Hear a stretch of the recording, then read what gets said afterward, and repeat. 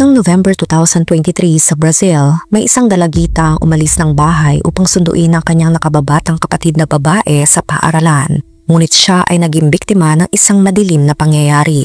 Ang mga nakakagambalang detalye at isang malaking twist sa dulo ay ginawang isang babala. Ang kasong ito ay tungkol sa lahat ng mga dalagita na ninakawan ng kanilang kamusmusan, na nagpapaalala sa atin na ang panganib ay maaring naroroon lamang, naghihintay sa paligid.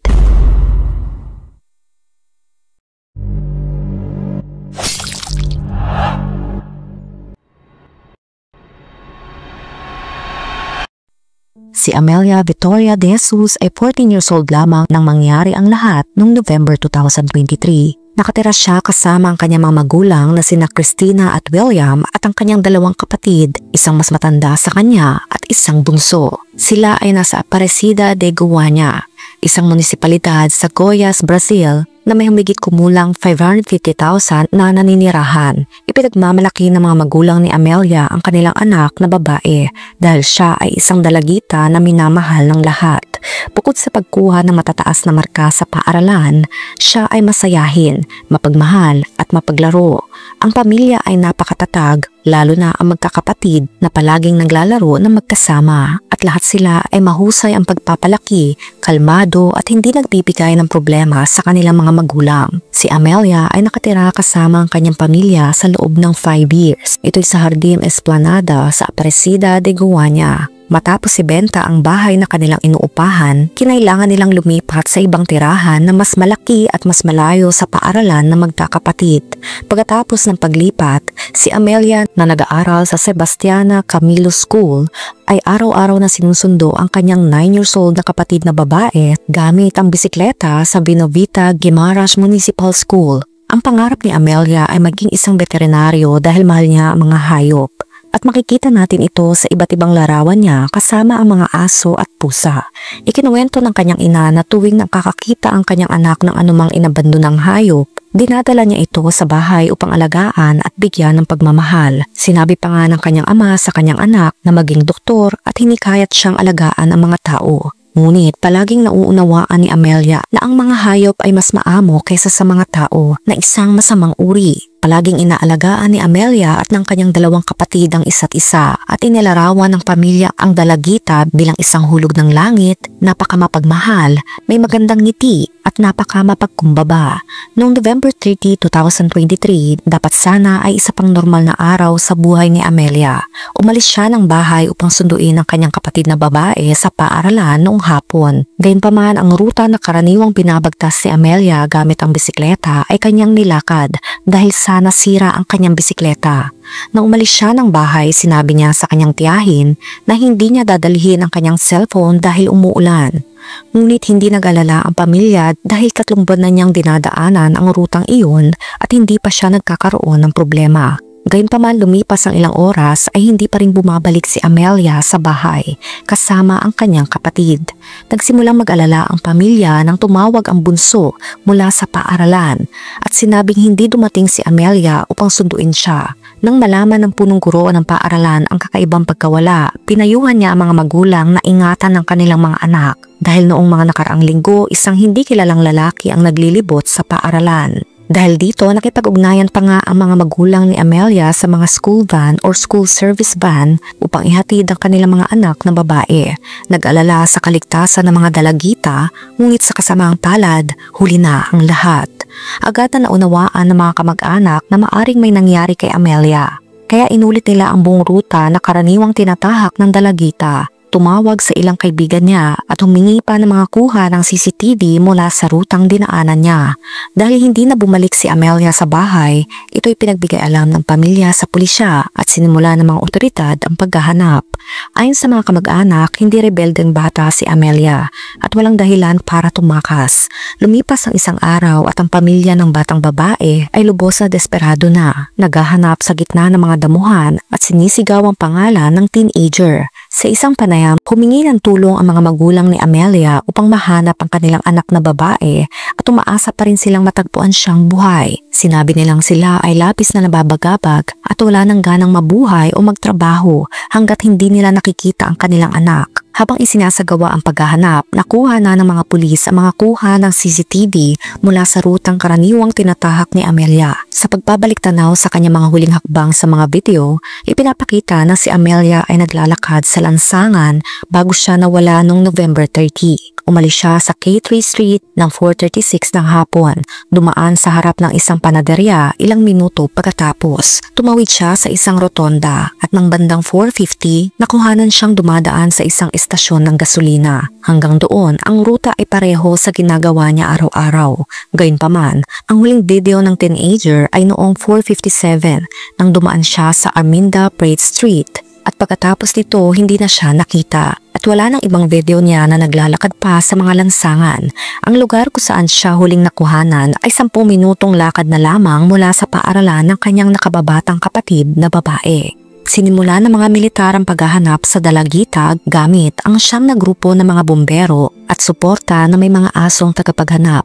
Natukoy ng isa sa mga asong ito ang amoy ni Amelia sa isang bahay na nasa loob ng isang kagubatan ilang metro lamang mula sa kalye kung saan siya huling nakita. Isang pagsisiyasat ang isinagawa sa bahay na ito noong umaga ng December 2. Isang Sabado na nagbigay pag-asa sa pamilya na matagpuan siyang buhay pa.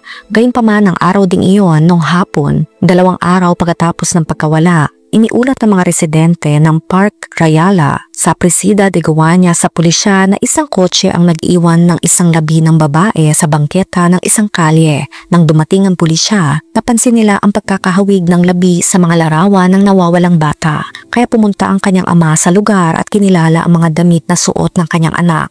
Ang pantalon niya, ang buhok niya, pupunta ako doon para makasigurado. Pero ako ang bumili ng kanyang pantalon. Ito'y paghihinagpis ng kanyang ama na si William. Hindi makilala ang labi dahil sa estado nito at nakabalot ng kumot, nakasuot ng itim na pantalon at asul na sweater. Katulad sa suot ni Amelia nung araw na siya ay nawala at lumalabas sa mga kuha ng CCTV. Ang kumpirmasyon ng pagkakakilanlan ni Amelia ay nangyari lamang ilang oras matapos matagpuan ang labi pagkatapos ng isang pagsusuri sa fingerprint.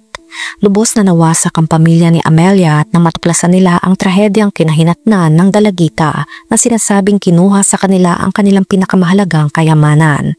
Sinabi ng ama ni Amelia na ang pagmamahal at pangangalaga ng kanyang anak na babae ay mananatili magpakailanman sa kanyang alaala dahil labis siyang nag-aalala sa kapakanan ng lahat, pati na rin sa pagluluto ng hapunan ng pamilya. Labis ding nagdusa ang mga kapatid ni Amelia sa nangyari. Sinisisi ng panganay ang kanyang sarili dahil sa hindi niya naprotektahan ng kanyang kapatid na babae at ang bunso naman ay ayaw nang bumalik sa bahay dahil sa kalungkutan na hindi na makita si Amelia doon. Matapos matagpuan, masigasig na ipinagpatuloy ng pulisya ang investigasyon at nakita sa pamamagitan ng mga security camera ang isang kahina-hinalang kotse na dumadaan sa kalye kung saan natagpuan si Amelia nung inilagay ang kanyang labi sa bangketa. Batay sa sasakyan, natagpuan at inimbestigahan ang isang 47 years old na construction worker. Sinuri ng mga ahente ang background ng construction worker na ito na natuklasang nakagawa na siya ng mga insidente laban sa mga menor de edad noong 2022. Ang nangyari ay sa pagitan niya at sa kanyang sariling 15 years old na stepdaughter na nabuntis. Inamoy ng mga aso ang mga damit ni Amelia at pagkatapos ay inamoy ang mga senyales na maaring nilagay siya sa trunk ng sasakyan ng lalaking ito. Bukod sa nakumpiskang kotse, sinuri ng pulisya ang cellphone ng construction worker at nakakita ng ipinagbabawal na laman. Gayunpaman sa kabila ng mga hinala laban sa lalaki na nagbigay ng isang bahagyang magkasalungat na pahayag, pinalayas siya ng pulisya. Dahil sa kawalan ng ebidensya noong panahong iyon, ang pangalan at larawan ng lalaki ay inilabas ng pulisya at halos lahat ay natitiyak na siya ang may kagagawan nito na nagdulot ng matinding galit sa publiko. Kung mayroong sinuman na karapat-dapat sa habambuhay na pagkakabilanggo, ito ay ang taong nagtangkang gawin ito sa isang 14 years old, sabi ng gobernador ng estado. Dahil sa galit ng mga residente sa nangyari sa kabila ng karamihan sa mga forensic report na hindi pa lumalabas, kapwa sa labi ni Amelia at ang DNA test ng construction worker, naniniwala ang lahat na ang construction worker nga ang gumawa ng insidente. Dahil dito sinunog ng mga residente ang bahay ng lalaki. Ngunit nakontrol ang sunog bago pa lumaki. Nang dumating ang mga militar sa lugar, may apoy sa sala at kusina. Bukod dito, ang apoy ay nakasentro sa isang mesa at mga upuan, ngunit hindi na nagdulot ng mas maraming pitsala. Inuupahan ng construction worker ang tirahan at wala siya sa lugar nang ito'y sunugin na pumigil sa mas malaking trahedya. Gayunpaman, matapos ang mga forensic report sa mga bakas ng pulang likido na natagpuan sa trunk ng kanyang sasakyan, ang genetic material ay inihambing at napatunayang hindi ito kay Amelia. Dahil dito ibinasura ang pagkakasangkot ng construction worker na nagdulot ng malaking twist sa mga residente ng Aparecida at sa pamilya ni Amelia. Noong December 4, sa wakas ay lumabas ang mga forensic report sa labi ng dalagita at pinatunayan ang pinakamasama. Biktima siya ng malaswang gawain dahil mayroong genetic material sa kanyang pribadong bahagi. Pagkatapos ay tinugma ng mga pulis ang material sa database ng genetic profiles ng scientific police na sa wakas ay natagpuan ang tunay na may sala sa mga nangyari kay Amelia na nagdulot ng higit pang galit sa pamilya at sa mga residente. Ang DNA na natagpuan ay tumugma kay Hanildo da Silva Magalhaes na 38 years old na nakagawa na ng hindi magandang gawain sa isa pang dalagita noong 2017 sa Rio Verde at nakulong dahil dito noong panahong iyon. Ang kanyang genetic material ay nakolekta at isinama sa genetic database na nagbigay daan sa pulisya na muli siyang matuntun sa pagkakataong ito para naman kay Amelia at ginamit pa niya ang parehong modus operandi na huling nagawa niya. Ngunit ang unang biktima ay pinalaya niya. Ito'y taliwasan nangyari kay Amelia. Ang kanyang pag-aresto ay nangyari noong December 5 matapos siyang i-report sa pulisya ng mismo mga kamag-anak ni Hanildo. Si Hanildo ay retirado dahil sa kapansanan at mayroong maraming records. Kapwa para sa mga insidente ng malaswang gawain laban sa kababaihan, pagnanakaw, pagbebenta ng substance at maging mga insidente laban sa buhay. Nakatira siya kasama ang kanyang ina at kapatid na babae na nang mapansin ang kakaibang pag-uugali ni Hanildo, siya ay iniulat sa pulisya na ginala sila sa mga oras na wala siya sa mga araw na nawala si Amelia. Sinabi umano ni Hanildo sa kanyang ina na aalis siya at hindi niya alam kung babalik siya ng buhay at kinabukasan ay sinabi niyang pupuntahan niya ang kanyang bisikleta at tuwing nakakakita siya ng balita tungkol sa kaso ng dalagita, nagagalit siya. Bukod dito, pinunit niya ang t-shirt na suot niya noong araw ng mga pangyayari at iniwan ito sa isang sulok ng bahay para sunugin at itapon. Ngunit mas mabilis ang kanyang kapatid na babae at kinuha ang mga piraso at itinago ito na ipinakita sa pulisya ilang araw pagkatapos. Naniniwala ang pulisya na ang pagkabagabag ng mismong pamilya ni Hanildo tungkol sa kaso ang nag-impluwensya sa kanya na bumalik sa pinangyarihan ng insidente upang iwan ng labi sa kalye upang matagpuan ito ng mga tao. Ito ay dahil sinasabi ng kanyang kapatid na babae na ang kanyang pamilya ay hindi man lang nabigyan ng pagkakataong magpaalam. Kaya bumalik si Hanildo at dinala ang labi ng 20 meters patungo sa bangketa na nakabalot sa isang kumot upang matagpuan. Patapos maaresto si Hanildo, itinanggi niya ang lahat sa simula. Ngunit kalaunan ay umamin din matapos ipaalam ng mga eksperto ang tungkol sa kanyang DNA na nakita sa labi ni Amelia. Sinabi niya sa pulisya na gumawa siya ng isang malaswang gawain sa dalagita at tinapos ito sa loob ng isang barong-barong. Gumamit umano siya ng isang matulis na bagay upang lapitan ang dalagita at dalhin ito sa lugar na iyon. Sa pagkakadakip sa sospek, sa wakas ay nalutas ang insidente at ngayon ang kaso ay nagsisimulang maging labis na mabigat nang ibinunyag ang mga detalye. Noong November 30 matapos umalis si Amelia upang sunduin ang kanyang nakababatang kapatid na babae sa paaralan, nilapitan siya ni Hanildo na nakaugalian ng magbisikleta at magnakaw sa lugar. Gayunpaman nang makita ang nag-iisang teenager, nilapitan niya ito gamit ang isang matulis na bagay at pinilit na dinala sa isang masukal na lugar kung saan ginawa niya ang malaswang gawain sa unang pagkakataon. Natigilan si Amelia sa takot kaya sinunod niya ang lahat ng utos ni Hanildo. Matapos ang unang gawain, pinaupo ni Hanildo ang batang babae sa tubo ng kanyang bisikleta at naglakbay ng humigit kumulang 6 kilometers kasama niya hanggang sa makarating sa lugar na ginagamit niya bilang taguan para gumamit ng substance at dito rin niya tinatago ang mga ninakaw na bagay. Habang nasa biyahe, nakuhanan pa silang dalawa ng isang security camera kung saan nakikita siyang nagbibisikleta kasama ang dalagita sa gitna ng biyahe. Dito pinilit pa niyang bumaba ang dalagita sa isang pataas na daan at pinatulak ang bisikleta para sa kanya. Nang makarating sila sa inabandonang gusali, patuloy umano si Hanildo sa kanya malaswang gawain buong gabi ng higit sa 12 hours. At pagkatapos nito noong umaga, tinapos niya ang kawawang dalagita gamit ang isang kumot.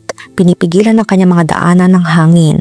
Sa inabandona at maruming gusali, natagpuan ang kanyang pulang likido sa kutsyon, mga hibla ng buhok at mga damit na panloob ni Amelia. Sinabi ng delegado na sa mga kuha, makikita ang dalagita na natigilan sa takot. At bago masawi, labis na nagdusa si Amelia. Nakaranas ng kakilakilabot na mga bagay bago ang kanyang katapusan. Sa paglutas ng insidente, naniniwala ang pulisya na maaring lumitaw ang mga bagong biktima ng lalaki at iyon na nga ang nangyari. Isa pang babae ang pumunta sa istasyon ng pulisya upang magreklamo na isang lalaking may parehong deskripsyon ni Hanildo ang nagtangkang lapitan siya noong November 29, isang araw bago ang nangyari kay Amelia.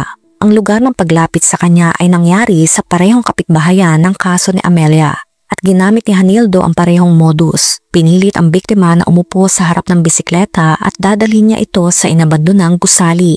Gayunpaman, sinabi ng bagong biktima na nakatakas siya dahil sa humingi siya ng tulong sa isang dumadaang motorcycle rider.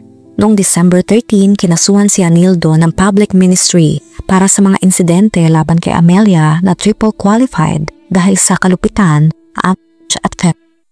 Bukod pa sa pagdukot, hindi pinahihintulutang gawain at pagtatago ng labi. Ang unang pagdinig sa kaso ay nangyari noong April ng sumunod na taon, 2024, at doon ay napagpasyahan na si Hanildo ay dadalhin sa harap ng popular na hurado. Haharapin ng pamilya ni Amelia ang may kagagawan sa pamamagitan ng video call. Ipinagtanggol ni Hanildo na hindi siya responsable sa kanyang mga ginawa na iginigiit ang kawalang malay sa pag-iisip. Gayunpaman, hindi naniniwala ang ama ni Amelia sa bersyong ito na iginigiit na hindi ito ang unang krimen ng sospek. Uhaw ang pamilya sa hustisya at nais nilang makulong si Hanildo upang walang ibang ina ang makaranas ng pinagdaanan ng ina ni Amelia. Ang pinakamasakit na karanasan sa mundo. Sa pagdinig, nanatiling nakayuko si Hanildo at piniling huwag sagutin ang mga tanong gamit ang kanyang karapatang manahimik. Dahil medyo bago pa ang kaso, hindi pa nakatakda ang petsa ng paglilitis. Ngunit kung mapatunayang nagkasala, ang kanyang sentensya ay maaring lumampas sa 40 years na pagkakabilanggo. Sinuspende ng paaralan kung saan nag-aaral si Amelia ang mga klase dahil sa pagluluksa sa estudyante. Dahil lahat ng mga mag-aaral ay emosyonal sa pagkawala.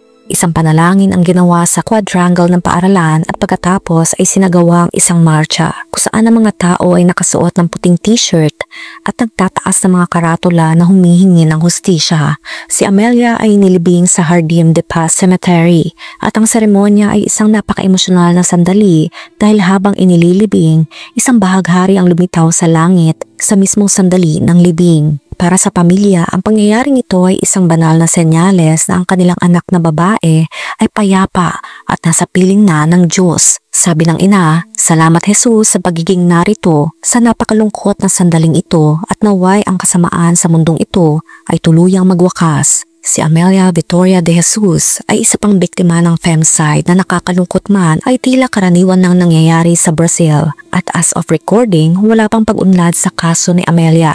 Kung meron man, ay agad namin kayong babalitaan. Ikaw, anong masasabi mo sa kwento natin ngayon? Let me know sa comment section. Kung nakaabot ka sa video na ito ay maraming salamat. Huwag kalimutan mag-like, share, subscribe, and turn on the notification. Ingat ka palagi! Ciao!